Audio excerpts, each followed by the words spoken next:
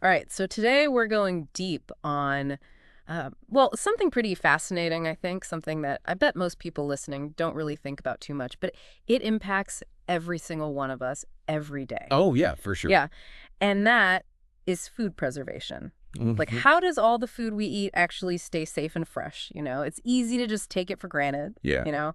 We just assume it's going to be good to eat.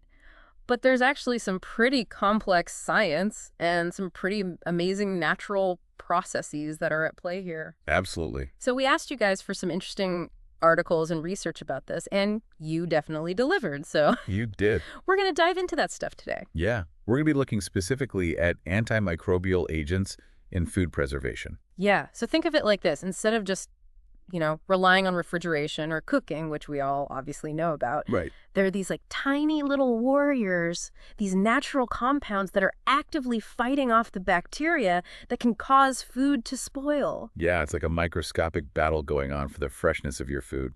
Exactly. And what we want to do today is kind of unpack how these invisible protectors work, why they're so important in the food we eat every day. Yeah. Break it down. Yeah, without getting too bogged down in all the really, technical jargon and stuff like that. Right. Make it accessible, make it interesting. Exactly. Yeah. Well, one of the things that really jumped out at me from the articles you sent over was this concept of bacteriocins. Okay. And these are basically naturally produced antimicrobial agents Okay. that are made by certain microorganisms themselves. So it's like microorganisms fighting other microorganisms? Exactly. It's like nature's own way of, keeping things in check in the microbial Right, world. that's super cool. Yeah, it's like a microbial arms race. Wow, that's a mouthful. Yeah, it is a bit of a tongue twister. Okay. But the important thing to remember is this niacin is incredibly effective against what we call gram-positive bacteria. Okay. Now, these are often the main culprits behind food spoilage. Okay, so they're the bad guys. Yeah, they're kind of the troublemakers that make food go bad. And this includes some pretty dangerous ones, too, like Listeria monocytogenes, Staphylococcus aureus, and even those tough spore-forming bacteria like Clostridium and Bacillus. Wow, so those are some pretty serious offenders. Yeah, they are. So how does Neeson actually, how does it work? How does it take these guys down? So it's pretty fascinating, actually. Okay. So think of it like this. Every bacterial cell has these essential building blocks that they need to survive, right? Well, And niacin specifically targets one of these building blocks called lipid the second. okay. And by binding to this lipid the second, it then assembles into these tiny little pores in the bacterial membrane. Oh, So you wow. can almost imagine it like little leaks forming in a dam. Hmm. The cell starts to lose vital contents, its power source, and ultimately this leads to its demise. Wow, so it's like a very targeted attack. It's not just like randomly destroying everything. Right, exactly. It's very specific. That's really cool. Yeah, it's a very clever mechanism. So this isn't just some theoretical concept, right? Like Neeson is actually used in the real world to protect our food. Oh, absolutely. Yeah. Okay. It's actually a widely approved food additive. Wow.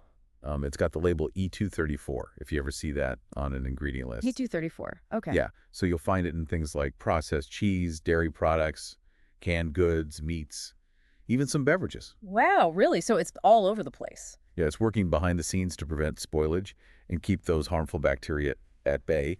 And the crucial thing is it's considered safe for consumption. Okay. That's good. Yeah, we don't want to be ingesting something that's going to make us sick. Right, exactly. Safety is paramount. Absolutely. And I know one of the big things these days is antibiotic resistance. Oh, yeah. Huge concern.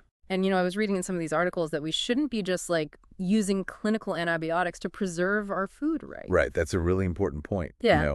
We don't want to be using the same antibiotics that we use to treat human infections in our food because it could lead to the development of these resistant bacteria or superbugs, as they're sometimes called. Yeah, and those are really hard to treat then. Exactly. And plus, there's also the risk of, allergic reactions in some people. Yeah, that makes sense. So, using clinical antibiotics directly in food preservation is kind of a no-go. Okay, so that makes sense. But what about, I know antibiotics are used to treat sick animals, right? Right. So does that mean that there are antibiotics in our meat and stuff? Well, it's a little bit more nuanced than that. Okay. So, yes, antibiotics are used to treat animals that are sick, but there are really strict regulations in place to make sure that any residues of those antibiotics don't end up in the food that we consume. Oh. So there are withdrawal periods where the animals can't be slaughtered for meat or milk until the antibiotic has cleared their system. Okay.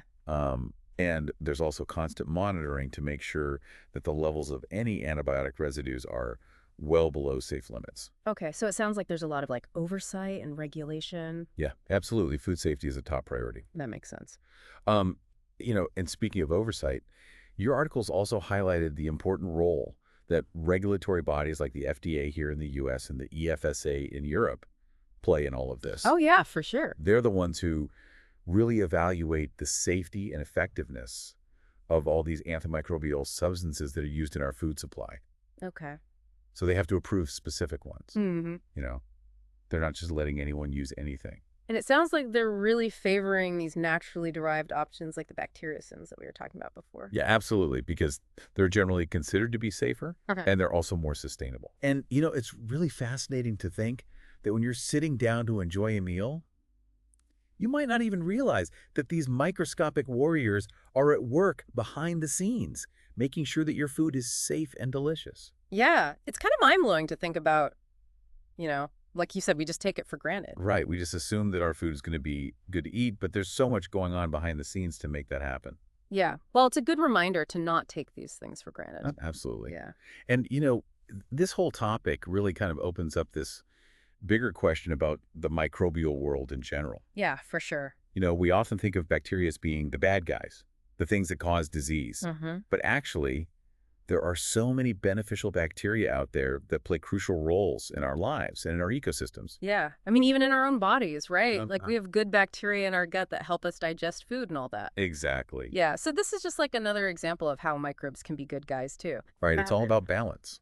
Yeah. It's not just about getting rid of all the bacteria. It's about understanding the complex relationships between different microorganisms and how they interact with each other and with us. Yeah, and how we can harness those relationships to our advantage. Absolutely. Yeah. So the key takeaway here is that nature really does provide us with these incredible tools like bacteriocins to protect our food by inhibiting the growth of those harmful bacteria. Yeah. And niacin, that one we talked about, is like a really prime example of how a naturally produced compound can have this huge impact on food preservation and safety. Yeah, absolutely. And it makes you wonder, what other natural solutions might be out there just waiting to be discovered that could revolutionize how we keep our food safe and make it last longer. Yeah, I mean, think about all the different environments on Earth, all the different ecosystems, all the different microorganisms that exist out there. Yeah, There's got to be a ton of untapped potential there. for sure. Yeah, so it's just a matter of time before we uncover those next big breakthroughs in food preservation. It's a really exciting area of research. Absolutely, yeah. Well, that's all the time we have for today's deep dive. Yeah. Thanks so much for listening, and we'll catch you next time. See you later.